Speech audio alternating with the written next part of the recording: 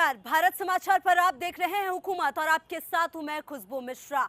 हुकूमत में आज बात होगी मुलायम सिंह यादव की। जी हां, मुलायम सिंह यादव ने आज पर्चा भरा है मैनपुरी से अपना, और इस दौरान वो बात हुई जो आज से पहले कभी नहीं हुई थी। वो यहां पर नहीं आए जो कि हमेशा मुलायम के साथ हुआ करते थे। इसके साथ ही बात होगी पश्चिमी यूपी के गन्ना किसानों के भुगतान की। महज 7 दिन में वादा किया है सरकार ने गन्ना किसानों के भुगतान का और किसानों का हित साधने की कोशिश। ये तमाम बातें आज हुकूमत में।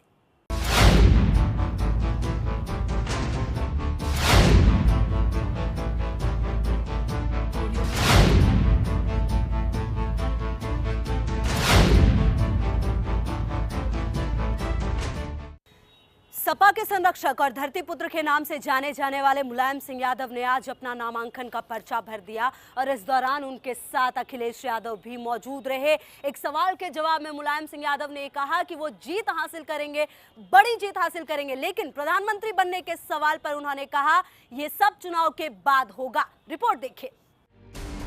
मैनपुरी से मैदान में मुलायम सिंह, महासंग्राम के लिए नेताजी का नामांकन। अखिलेश यादव भी रहे साथ। देश में सबसे बड़ी जीत का दावा।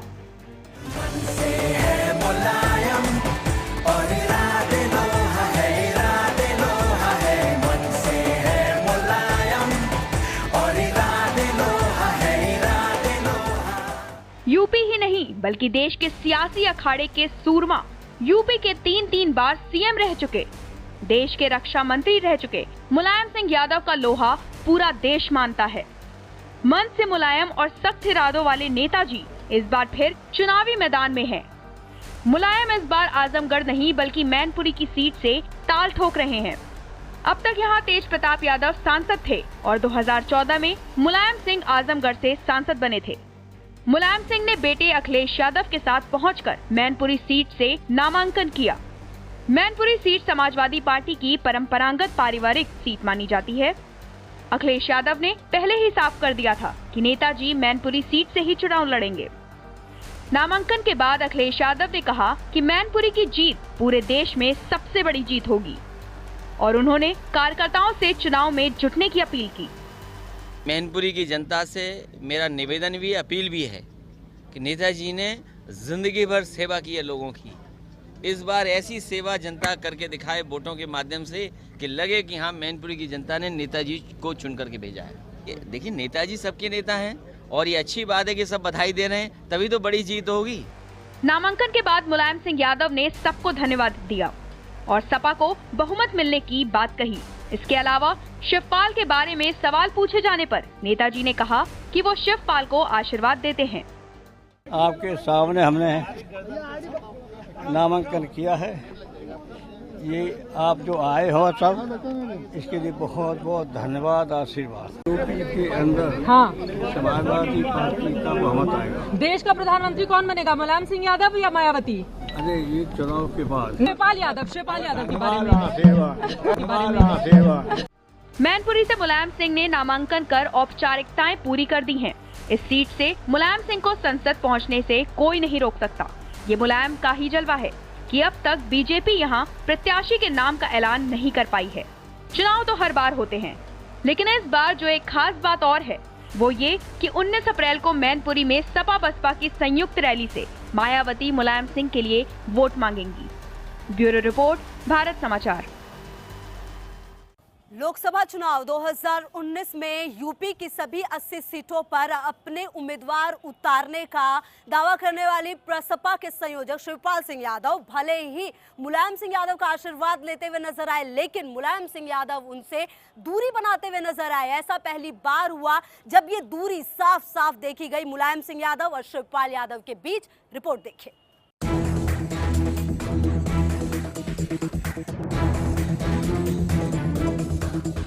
समाजवादी पार्टी के संरक्षक मुलायम सिंह यादव ने सोमवार को मैनपुरी से अपना नामांकन दाखिल किया, लेकिन सबसे खास बात ये रही कि पिछली बार उनके भाई शिवपाल यादव उनके साथ नहीं थे। मुलायम सिंह यादव का चाहे साइकिल से गांव का दौरा हो, कोई चुनाव रैली हो या सीएम पद की शपथ हो, शिवपाल हर मौके पर भाई मुलायम के साथ खड़े रहे। लेकिन पारिवारिक सियासत के चलते अब शिवपाल अलग हो चुके हैं, जिसकी तस्वीर मैनपुरी में साफ दिखाई दी। 2019 के चुनावी जंग में सपा का कुनबा 2 धड़ों में बटा हुआ है। बड़े नेता के तौर पर मैनपुरी सीट से सैफई का पहलवान ताल ठोक रहा है, लेकिन इस बार सियासी ताल में साथ देने के लिए उनका साया, उनका हमकदम भाई शिवपाल यादव उनसे दूर है। ये पहला मौका है जब मुलायम की परछाई माने जाने वाले शिवपाल यादव मुलायम से दूर नजर आ रहे हैं। गौरतलब है कि मुलायम सिंह यादव के भाई शिवपाल यादव ने अखिलेश यादव से नाराज होकर समाजवादी पार्टी से अलग प्रगतिशील समाजवादी पार्टी लोहिया बना ली थी। शिवपाल की पार्टी भी इस बार लोकसभा चुनाव लड़ रही है। प्रसपा अध्यक्ष शिवपाल सिंह यादव 2019 लोकसभा चुनाव में फिरोजाबाद सीट से अपने ही भतीजे अक्षय यादव को चुनौती दे रहे हैं। अक्षय यादव एसपी महासचिव रामगोपाल यादव के बेटे हैं, जो एसपी की टिकट पर फिरोजाबाद से चुनाव लड़ रहे हैं। साल 2016 में यादव परिवार में बड़ी फूट के दौरान रामगोपाल ने शिवपाल के खिलाफ जाकर मौजूदा सपा अध्यक्ष अखिलेश यादव का साथ दिया था। इटावा की जसवंत नगर सीट से मौजूदा विधायक शिवपाल यादव का फिरोजाबाद और आसपास के इलाकों में जनाधार बताया जाता है। मालूम हो कि शिवपाल ने सपा में अपनी उपेक्षा से नाराज होकर पिछले साल प्रसपा का गठन किया था। इसे सपा के वोट बैंक में सेंध लगाने की कोशिश के तौर पर देखा गया था। खुद सपा अध्यक्ष अखिलेश ने प्रसपा को भाजपा की बी टीम करार दिया था। मुलायम सिंह यादव 2014 के आम चुनाव में आजमगढ़ से सांसद चुने गए थे। मुलायम सिंह मैनपुरी और आजमगढ़ दोनों सीटों से चुनाव जीते थे। बाद में मैनपुरी सीट छोड़ दी थी। खाली सीट पर हुए उपचुनाव में मुलायम के पौत्र तेज प्रताप सिंह सांसद चुने गए थे। उपचुनाव में मैनपुरी से तेज प्रताप ने बीजेपी प्रत्याशी एसएस चौहान को 3 लाख से अधिक वोटों से हराया था। गौरतलब है कि 19 अप्रैल को मैनपुरी के क्रिश्चियन मैदान में महागठबंधन की एक बड़ी रैली प्रस्तावित है, जिसमें करीब 22 साल बाद पहली बार बसपा सुप्रीमो मायावती मुलायम सिंह से मंच साझा करेंगी। दूसरी तरफ 2019 चुनाव से पहले मुलायम सिंह शिवपाल का साथ छोड़ अखिलेश के साथ हो चले हैं। सियासी समीकरण को समझे तो अखिलेश के साथ मुलायम का होना और शिवपाल से किनारा एक नई जंग की बिसात बिछा चुका है। तस्वीर साफ है। 2019 में मुलायम भाई को छोड़ बेटे के साथ है।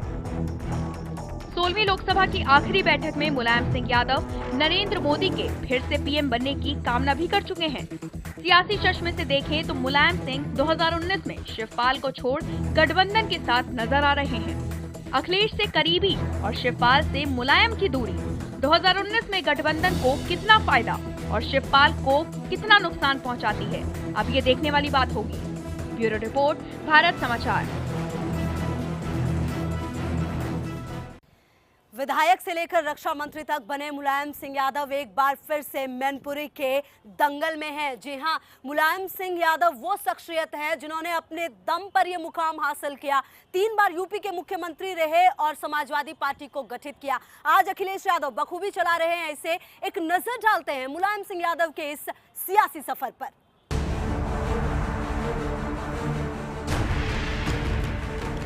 सपा के संस्थापक और यूपी के 3 बार सीएम रहे मुलायम सिंह यादव को देश के उन नेताओं में गिना जाता है जिनकी तरकीब कब पासा पलट दे कोई नहीं जानता। 79 साल के मुलायम 52 साल से चुनावी राजनीति में हैं।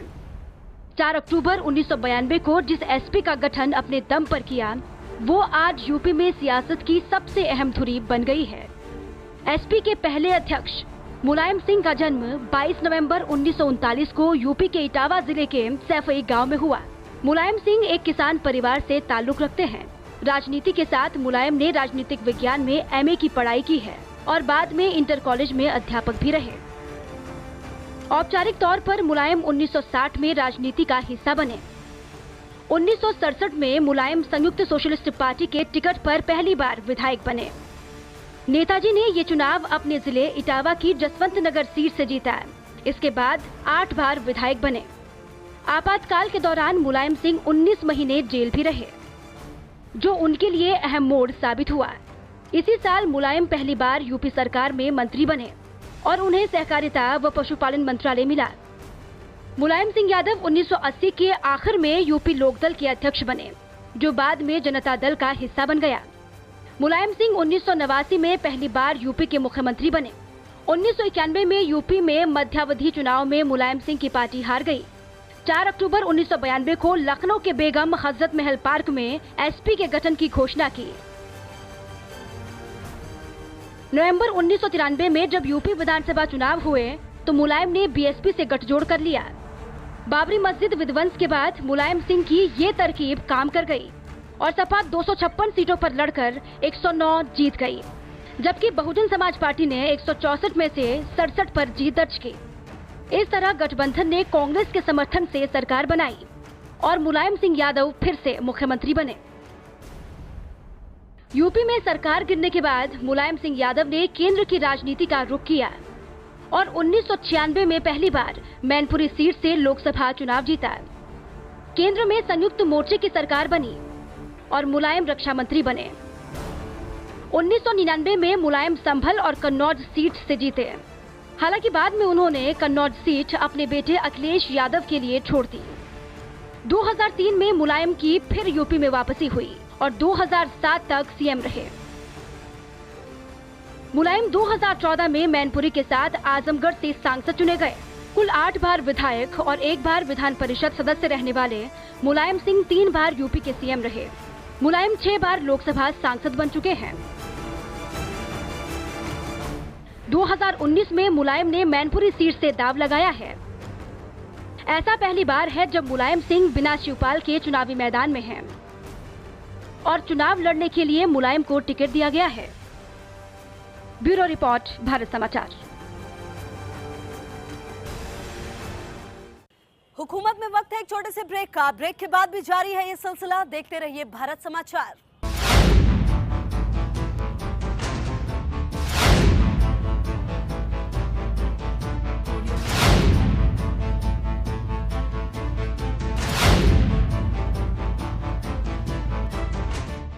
चुनाव जब नजदीक होते हैं तो सरकार किसी को नाराज नहीं करना चाहती और इसी के एक पहल दिखी पश्चिमी यूपी के गन्ना किसानों के लिए। पश्चिमी यूपी के गन्ना किसान काफी नाराज चल रहे थे सरकार से और अब सरकार ने यह दावा कर दिया है कि 1 हफ्ते के अंदर गन्ना किसानों का भुगतान कर दिया जाएगा। रिपोर्ट देखिए। गन्ना बकाये का भुगतान नहीं होने के कारण पश्चिमी यूपी में जिन किसानों का गुस्सा उबाल मार रहा था, उनको चुनाव से पहले शांत करने की कोशिश शुरू हो गई है। पश्चिमी यूपी में 11 अप्रैल को पहले चरण में ही चुनाव है और गन्ना किसानों के भुगतान का मुद्दा फिर चढ़कर बोल रहा है। इसलिए किसानों को गन्ने का भुगतान करना सरकार के लिए जरूरी हो गया था। चुनाव में विपक्ष ज्यादा हमलावर न हो सके और किसानों की नाराजगी आक्रोश में न बदले, उससे पहले ही सरकार ने किसानों को भरोसा दे दिया है कि इसी हफ्ते गन्ना किसानों का भुगतान कर दिया जाएगा। चुनाव सिर पर है, लिहाजा सरकार कोई भी खतरा मोल लेकर विपक्षियों को किसी तरह का फायदा नहीं देना चाहती। पश्चिमी उत्तर प्रदेश की 8 लोकसभा सीटों पर गन्ना किसानों का काफी प्रभाव है। ऐसे में भारतीय जनता पार्टी के लिए कोई भी कोताही नुकसानदेह साबित हो सकती है। सरकार से गन्ना किसानों के 9,836 करोड़ रुपए बकाया में से 5,400 करोड़ रुपए भुगतान का वादा किया है। भुगतान किए जाने वाले रुपयों का इंतजाम सरकार दूसरे मद के पैसों से और सॉफ्ट लोन से करेगी। योगी सरकार 3,000 करोड़ रुपए सॉफ्ट लोन के जरिए और 1,000 करोड़ रुपए कोजेन और चीनी की बिक्री से मिले पैसों से भुगतान करेगी। बाकी के 400 करोड़ रुपयों का इंतजाम भी चीनी मिलों के मद से ही होगा। इस साल का भी गन्ना का भुगतान 5 अप्रैल तक मैं यहाँ कह कर जाता हूँ। चुनाव आचार संहिता बीच में इसलिए नहीं आती क्योंकि ये तो हमने पहले से प्लानिंग कर दिया है। मैं कह कर जाता हूँ 5 अप्रैल तक इस साल का भी 75% भुगतान नरेंद्र मोदी और योगी आदित्यनाथ की सरकार। गन्ना किसानों के बकाये भुगतान को लेकर योगी सरकार लगातार विपक्ष के निशाने पर थी।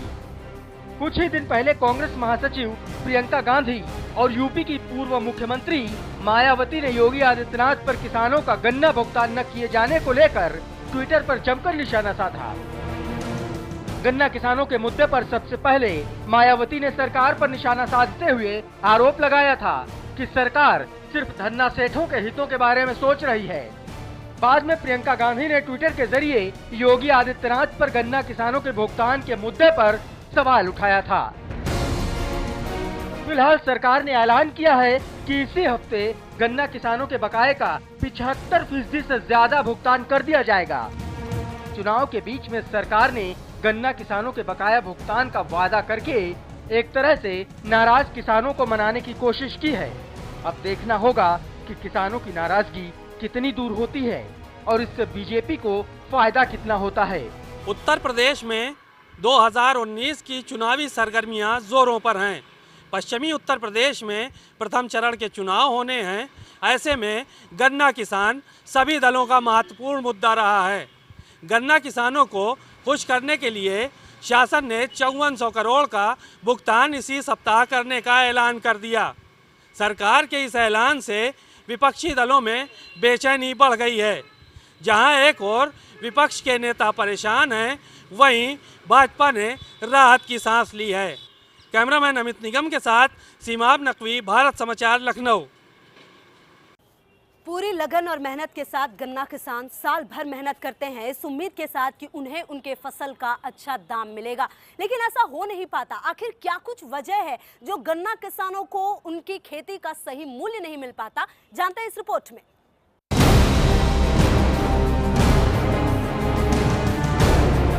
किसान पहले गन्ना उगाने में मेहनत करते हैं और फिर गन्ने का दाम पाने में दोगुनी मेहनत करते हैं। कहने को तो देश कृषि प्रधान कहा जाता है, लेकिन दिन रात एक करके जो किसान अपनी फसल उगाते हैं, उनको सरकारें समय पर फसल का सही दाम नहीं दिला पाती हैं। कई बार तो गन्ना बेचने के बाद 2-3 सालों तक भी किसानों को पैसा नहीं मिलता है और मिल से लेकर नेताओं तक के किसान चक्कर काटते रहते हैं। और जब उसके बाद भी समय पर पैसा नहीं मिलता तो कर्ज लेकर अपनी जरूरतें पूरी करते हैं और इस चक्कर में किसान कर्जदार होते चले जाते हैं। जब काफी लंबे समय बाद किसानों को पैसा मिलता है तो वह अगली फसल उगाने में और कर्ज चुकाने में वो पैसा खर्च हो जाता है। बड़े किसान तो किसी तरह से काम चला लेते हैं, लेकिन समय पर पैसा नहीं मिलने से कई बार छोटे किसान आत्महत्या करने तक को मजबूर हो जाते हैं। ज्यादातर किसानों के सामने अपनी गन्ना उपज जल्दी से जल्दी बेचने की मजबूरी बनी रहती है, क्योंकि खेत से कटने के बाद गन्ना सूखने लगता है। इसलिए गन्ना किसान नुकसान होने के डर से जल्दी गन्ने को चीनी मिलों को सौंप देते हैं और शायद किसानों की इसी मजबूरी का चीनी मिल फायदा उठाते हैं। चीनी मिल किसानों से उनका गन्ना तो ले लेते हैं, लेकिन समय पर किसानों को भुगतान नहीं करते। किसानों को कभी मौसम की मार झेलनी पड़ती है तो कभी सरकार की उदासीनता का सामना करना पड़ता है। किसान पहले अपनी फसल का समर्थन मूल्य बढ़वाने के लिए संघर्ष करता है और जब नाम मात्र की बढ़ोतरी की जाती है तो उसके बाद भुगतान कराने के लिए संघर्ष करता है। गन्ना किसानों को समय पर दाम दिलाने के लिए गन्ना एक्ट भी बना है, लेकिन चीनी मिलें गन्ना एक्ट का पालन नहीं करती। गन्ना एक्ट के मुताबिक किसानों को 14 दिन में भुगतान हो जाना चाहिए, लेकिन हकीकत ये है कि भुगतान के लिए गन्ना किसान कई महीनों तक चक्कर काटते रहते हैं। उद्योग संगठन इंडियन शुगर मिल्स एसोसिएशन के आंकड़े के मुताबिक देश भर की 514 चीनी मिलों पर गन्ना किसानों का करीब 20,000 करोड़ रुपए बकाया है। उत्तर प्रदेश में 31 जनवरी 2019 तक चालू 117 मिलों में चीनी का उत्पादन 53.36 लाख टन हुआ, जबकि पिछले साल यूपी की 119 चीनी मिलों में 53.98 लाख टन चीनी का उत्पादन हुआ। इतनी बड़ी मात्रा में चीनी का उत्पादन तो होता है, लेकिन इसका निर्यात नहीं होने से चीनी मिलों को पैसा नहीं मिल पाता और किसानों को भुगतान होने में देरी होती है। चीनी का उत्पादन तो ज्यादा हो रहा है, लेकिन उस अनुपात में खपत नहीं हो पा रही है। गन्ने का रकबा भी बढ़ा है, जिससे गन्ने का ज्यादा उत्पादन हो रहा है। हजारों करोड़ रुपए चीनी मिलों पर बकाया है, जो ये बताता है कि सरकार और चीनी मिलें दोनों किसानों को समय पर उसकी फसल का दाम दिलाने को लेकर गंभीर कतई नहीं है और इसी वजह से किसान चीनी मिलों और सरकार के बीच चक्कर काटता रहता है। गन्ना किसान को लेकर राजनीतिक दल हमेशा से राजनीति करते रहे हैं। धरना प्रदर्शन से लेकर चुनाव तक इसी गन्ने के मुद्दे पर हुए, लेकिन आज तक गन्ना किसानों का पूरी तरह से हला भला नहीं हो सका है। राजनीतिक दल हमेशा इस बात की आवाज़ उठाते रहे हैं कि जब भी उनकी सरकार रही है उन्होंने गन्ना किसानों का अधिक से अधिक भुगतान किया है, लेकिन सवाल इस बात का उठता है कि सभी ने भुगतान अधिक से अधिक किया तो गन्ना किसानों की समस्या अभी भी बरकरार क्यों है। कैमरामैन अमित निगम के साथ सीमाब नकवी, भारत समाचार, लखनऊ। हुकूमत में मेरे साथ इतना ही। बाकी तमाम खबरों के लिए आप देखते रहिए भारत समाचार। नमस्कार।